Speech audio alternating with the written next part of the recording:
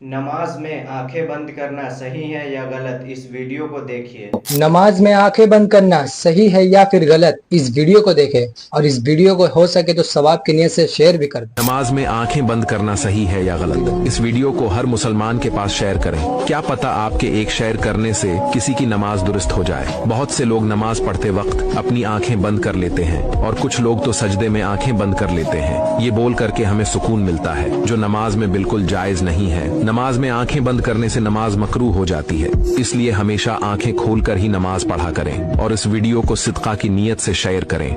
क्या तुम्हें इससे पहले ये बात मालूम था? कमेंट में बताना जरूर और इस वीडियो को ज्यादा से ज्यादा शेयर भी करें।